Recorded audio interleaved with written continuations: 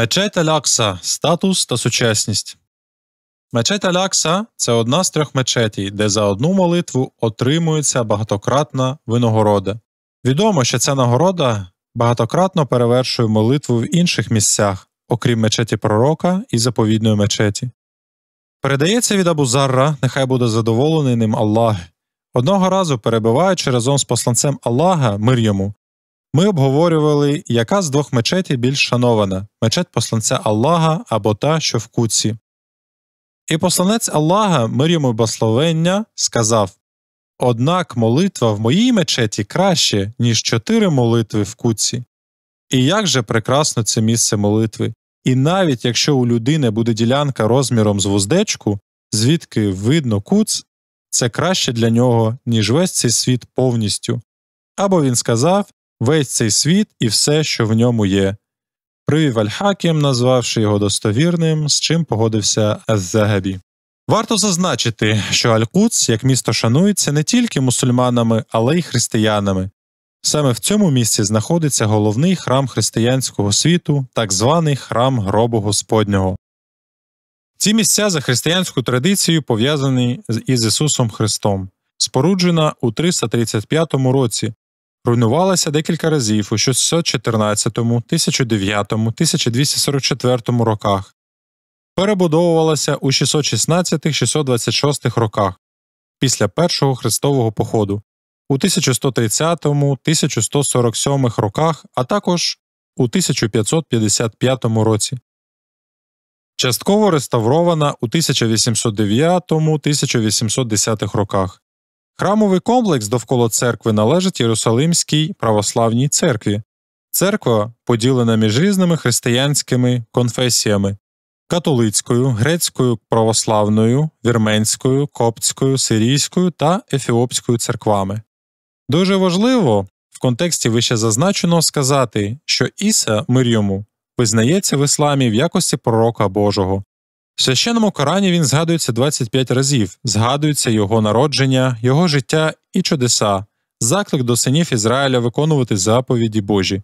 Існує навіть окрема сура Мар'ям, в якій згадується мати Ісуса та історії з її життя. Також в Корані згадуються слова й самого Ісуса. Згідно ісламської традиції, Всевишній Аллах не дав бити свого пророка і чинити наруги над ним.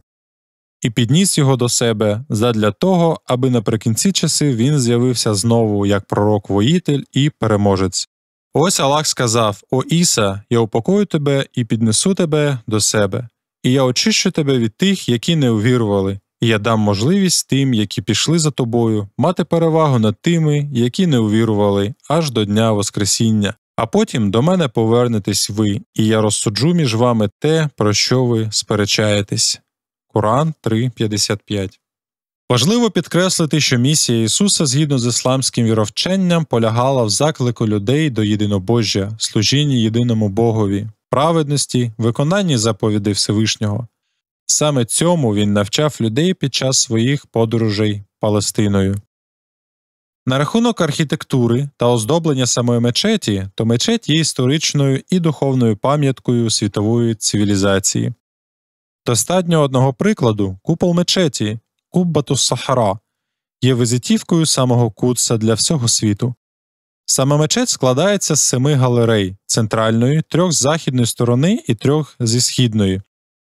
Мечеть купол скелі знаходиться в центрі архітектурного комплексу Аль-Акса, і тому часто мечеть Аль-Аксу асоціюють з мечеттю Куббату ас-Сахра. Насправді ж, остання входить в межі території віддаленої мечеті.